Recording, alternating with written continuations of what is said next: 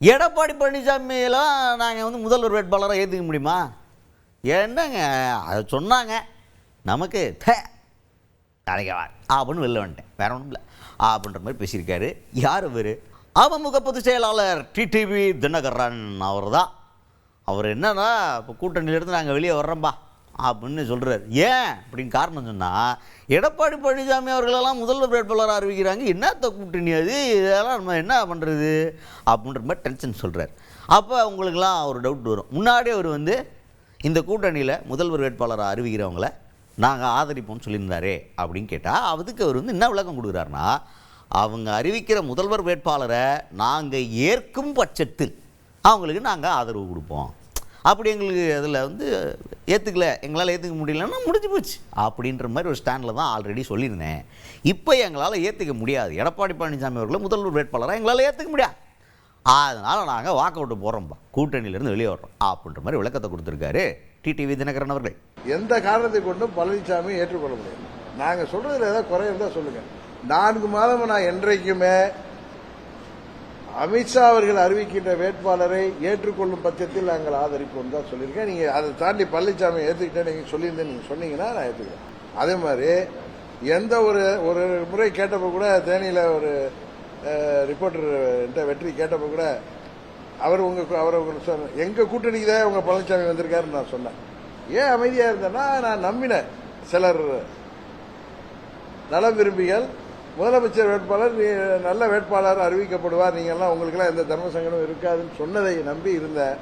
இதுக்கு மேல போச்சு, அது வேற போக்கில் போயிட்டு இருக்குன்னு தெரிஞ்சதான் நான் வெளியேற்றேன்.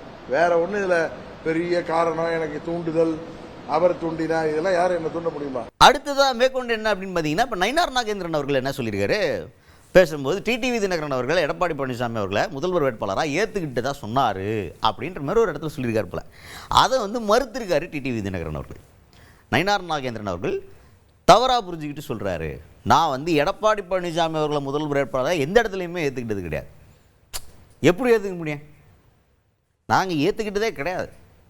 என்டிஏ கூட்டணியிலிருந்து கொடுக்குற வேட்பாளர்களுக்கு எங்களை அழைக்கும் பட்சத்தில் நாங்கள் போய் பிரச்சாரம் பண்ணுவோம் அப்படின்னு சொல்லியிருக்கேனே தவிர, அதிமுகவுக்காக நான் வாக்கு சேகரிப்பேன்னு சொன்னது கிடையாது. எடப்பாடி பழனிசாமி அவர்களை முதல்வர் வேட்பாளராக ஏற்றுக்கிட்டது கிடையாது, எந்த இடத்துலையுமே நான் அதை சொல்லலை. அவங்க வந்து வேறு மாதிரி புரிஞ்சுக்கிட்டு பேசியிருக்காங்க, அவ்வளோதானே தவிர நம்ம எந்த இடத்துலையும் சொல்ல முடியாது என்னால். ஏன்னா இந்த தொண்டர்கள் என் கூட இருக்கிறாங்களோ தொண்டர்கள், அவங்கள வச்சுக்கிட்டு நான் சொல்ல முடியுமா எடப்பாடி பழனிசாமி அவர்களை நான் ஏற்றுக்கிறேன்னு? சிரிக்க மாட்டாங்க அப்படின்ற லெவலுக்கு பேசியிருக்கார் டிடிவி தினகரன் அவர்கள். டிடிவி தினகரன் விஷயம் தனி கட்சி, அவர் அந்த கூட்டணியில் இருக்காரு அப்படின்னு சொன்னார். அவர் சொன்னார், நான் வந்து பழனிசாமியை முதல்வராக ஏற்றுக்கொள்வேன் என்று எங்கேயும் சொல்லல.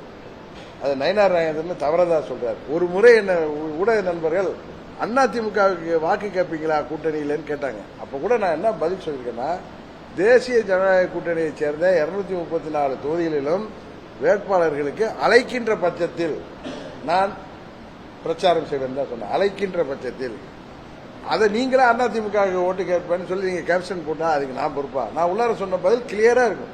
ஏதாவது ஒரு இடத்துல நான் பழனிசாமிக்கு ஓட்டு கேட்பேனோ அதிமுக ஓட்டு கேட்பேனோ எங்கேயும் சொல்லல. உங்க கேள்வி அது.